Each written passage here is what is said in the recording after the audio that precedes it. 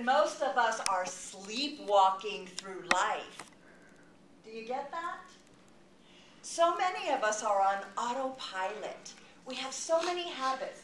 Let me ask you, have you ever gone from home to work and then all of a sudden you do wake up and realize, oh my gosh, I don't even remember driving here. I'm just parking and I don't remember stopping at lights or anything, because you may be engaged in an activity, but your mind is elsewhere. Have you ever had that experience? Oftentimes we do this.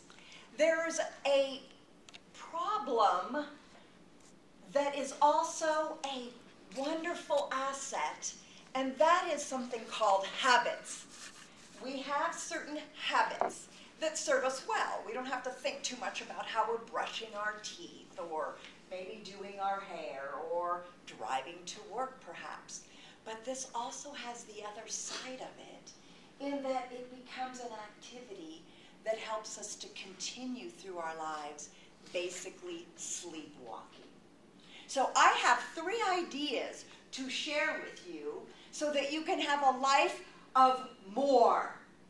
Many times we are just settling in our lives and we think, gosh, is this all there is? But then you think, well, I guess that I'm just going to make the best of it. And we shortchange ourselves into this full, wonderful life that we maybe dreamed of in earlier times of our life. The first thing that ends up happening, and I'm actually going to go out of order, or maybe I'll just call this number 1. The first thing that I want to talk to you about is soft addictions. What comes to your mind when you think of a soft addiction? I'll give you a moment to think of this for a moment. We all have them. I'll give you a little hint. These are things, as I just mentioned, they're activities that we do where we feel like we're engaged, but our mind is really elsewhere. There's such a thing that's called like a surfer's voice. And this isn't the surfer's voice like someone that is on a wave in California or off of Maui. This is a different kind of surfer. We're familiar with the internet, right?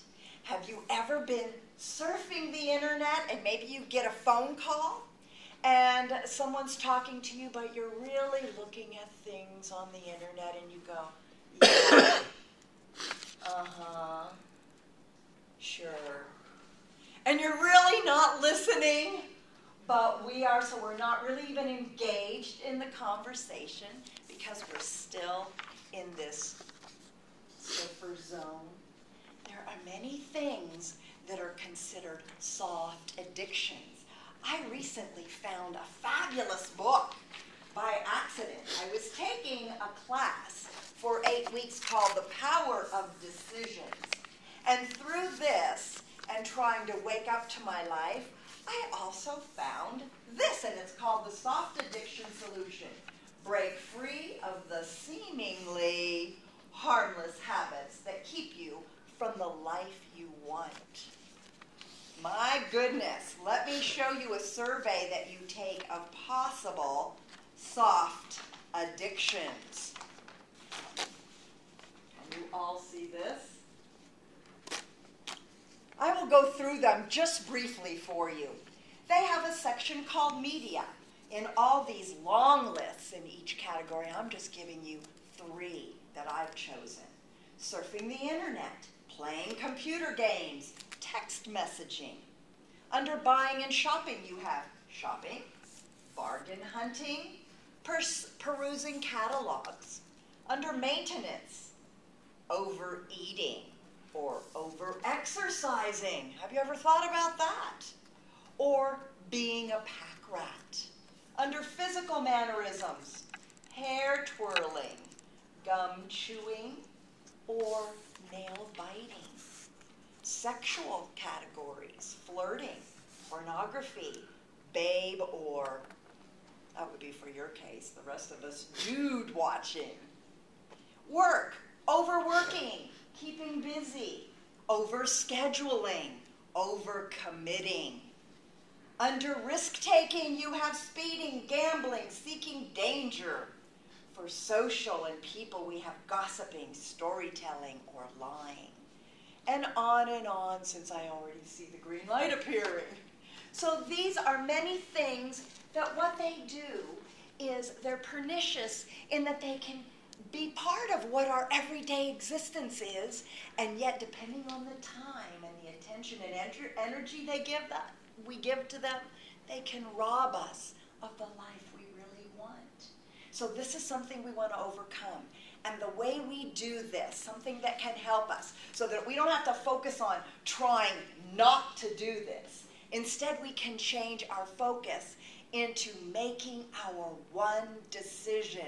That life choice that actually, when you decide upon it, it guides and directs all the other decisions and choices you'll make in your life.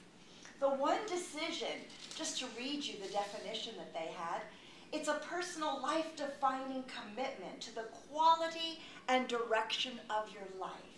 For example, my one life decision, and this doesn't have to be set in stone. You can evolve it. Try one on. If it inspires you, stick with it. If it doesn't, change it for another.